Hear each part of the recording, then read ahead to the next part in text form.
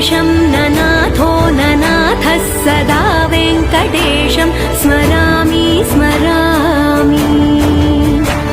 हरे वेङ्कटेश प्रसीद प्रसीद प्रियं वेङ्कटेश प्रयच्छ प्रयच्छ।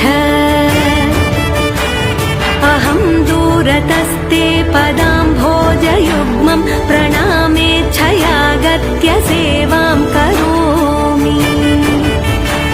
सकृत्सेवया नित्यसेवाफलं त्वं प्रयच्छ प्रयच्छ प्रभो वेङ्कटेश।